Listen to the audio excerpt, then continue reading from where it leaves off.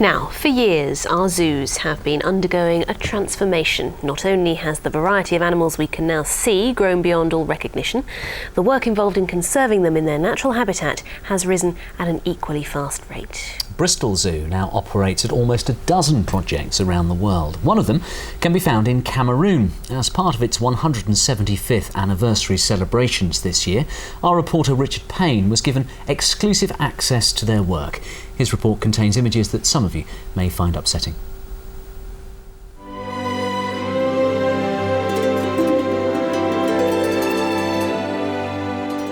From the West Country to West Africa, I've come to find out what's being done to save some of the world's most threatened creatures, the primates in peril.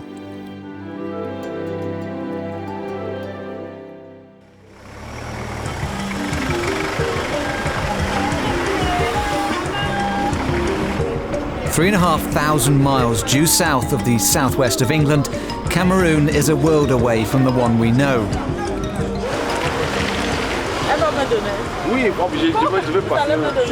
Only half the 20 million people here are literate. They usually only live to their early 50s, and the president controls with a firm hand, including a restricted media. We worked for months to gain access to a country where world-renowned animal experts are fighting to save primates in serious danger of becoming extinct. An hour's drive from the capital, Yaoundé, down dirt tracks and deep into the rainforest lies Mefu Primate Sanctuary, where many of those most at risk are protected with the financial and physical help of Bristol Zoo. Its Director of Conservation, Neil Maddison, is a frequent visitor. What's changed in the last 20 years really has been this commercialisation of the bushmeat trade. So it's now a trade in gorilla meat rather than for example, cultural use. Here, bushmeat is big business, so big that if the current levels of killing continues, some species will no longer exist in the wild in as little as 20 years.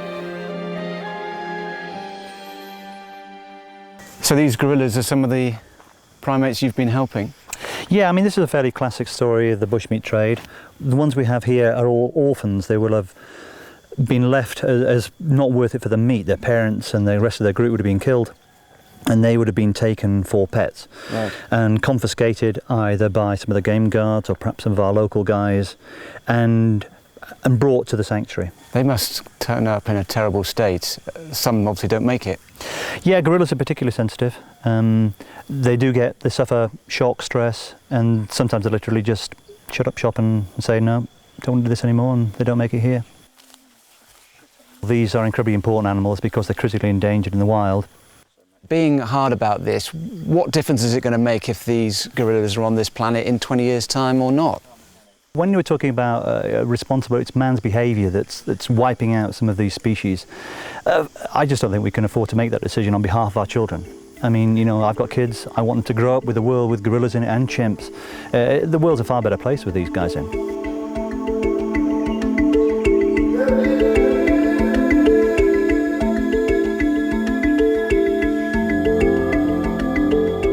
It's a view shared by the Cameroonians who've dedicated their lives to caring for these animals, many of whom look upon the humans as the parents they once had. No. Problem is now they kill them to eat, to do bushmeat, yeah, in the forest. And you speak with government to try and stop everything.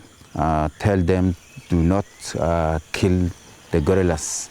When they kill them, I prefer to put them in prison. Put them in the prison, and when they do the prison, they can stop to kill the animals. When everything is stopped to kill the animals, you will give them back in the forest. Yeah, but for the moment, not yet.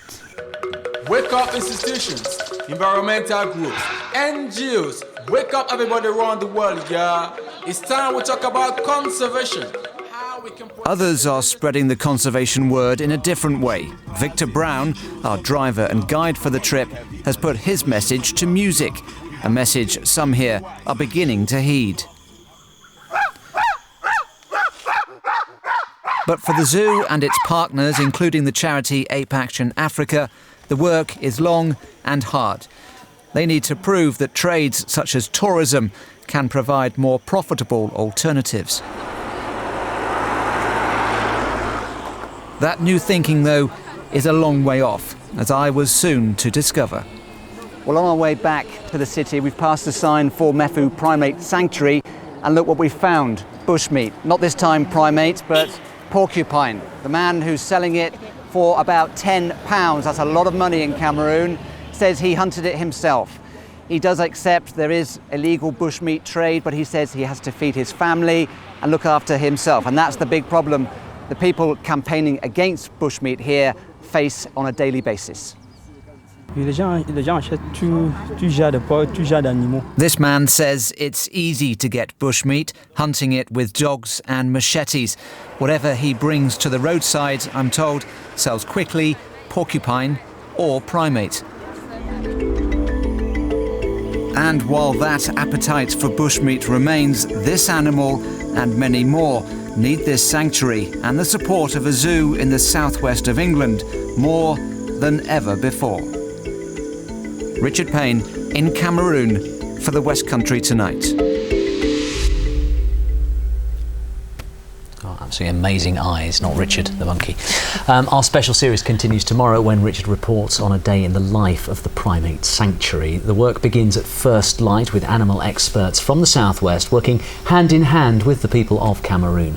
Caring for the orphaned animals is demanding work, but it does have many rewards. There is time for some fun and games as well. That is Primates in Peril tomorrow at 6, or you can watch it now online on our website.